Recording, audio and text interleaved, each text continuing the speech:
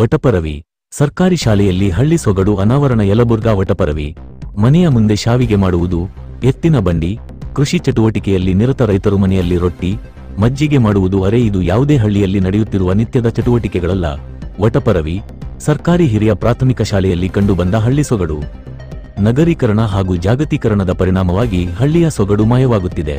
ಬಾವಿಯಿಂದ ನೀರು ಎತ್ತುವುದು, ಕಾಳು ಬೀಸುವುದು, ವಸ್ತು ಸಂಗ್ರಹಾಲಯ, ಗುರುಕುಲ, ಲಗೋರಿ ಆಟ, ಗುಡಿಸಲು, ಚುರುಮುರಿ ತಯಾರಿಕೆ, ಪಂಚಾಯಿತಿ ಕಟ್ಟೆ, ಹೂ ಕಟ್ಟುವುದು, ಕೊರವಂಜಿ, ಡಬ್ಬಿ ಅಂಗಡಿ, ವಾರದ ಸಂತೆ, ಕೌದಿ ಹೊಲಿಯುವುದು, ಗುಂಡುಕಲ್ಲು ಎತ್ತುವುದು, ಹೊಲದ ಕೆಲಸ, ಮೋರ ಬಳಿಯುವುದು, ಚಿಲ್ಲಿಕಾವು ಆಟ, ಗೋಲಿ ಆಟ, ಕುಂಟಬಿಲ್ಲೆ ಆಟ ಸೇರಿದಂತೆ ಹಲವು ಚಟುವಟಿಕೆಗಳು ಆಧುನಿಕತೆಯ ಭರದಲ್ಲಿ ಮೂಲೆಗುಂಪಾಗುತ್ತಿವೆ.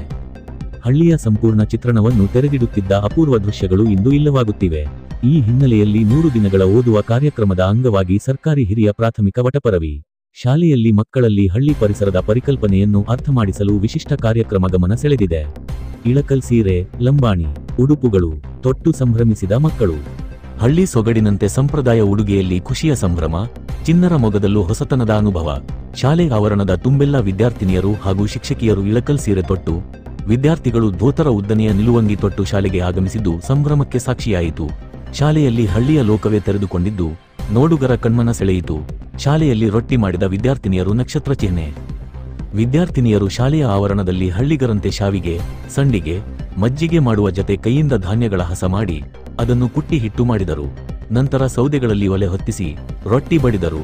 ಬಳಿಕ ಉತ್ತರ ಕರ್ನಾಟಕದ ತರಹೇವಾರಿ ಅಡುಗೆ ಮಾಡಿ ಖುಷಿಪಟ್ಟರೆ, ಇತ್ತ ವಿದ್ಯಾರ್ಥಿಗಳು ರೈತನಾಗಿ ಹೊಲದಲ್ಲಿ ಎತ್ತುಗಳಿಂದ ಉಳುಮೆ ಮಾಡಿ ಕಳೆ ತೆಗೆದರು. ಒಟ್ಟಿನಲ್ಲಿ ವಿದ್ಯಾರ್ಥಿಗಳಿಗೆ ಶಾಲೆ ಎಂಬುದು ಕೇವಲ ಶಾಲೆಯಾಗದೆ ಅರಿವಿನ ಬುತ್ತಿಯನ್ನು ನೀಡಬೇಕು. ಇದೇ ನಿಟ್ಟಿನಲ್ಲಿ ನಡೆದ ಈ ಕಾರ್ಯಕ್ರಮದಲ್ಲಿ ವಿದ್ಯಾರ್ಥಿಗಳು ಭಾಗಿಯಾಗಿ ಸಂಭ್ರಮಪಟ್ಟರು. ಈ ಸಂದರ್ಭದಲ್ಲಿ ಶಾಲೆಯ ಶಿಕ್ಷಕರು, ಶಿಕ್ಷಕಿಯರು, ಗ್ರಾಮಸ್ಥರು ಸಂತಸ ವ್ಯಕ್ತಪಡಿಸಿದ್ದರು. ವರದಿ: ಮೌನೇಶ ಎಚ್ ನಾಯಕ್, ನ್ಯೂಸ್ 91 ಕೊಪ್ಪಳ.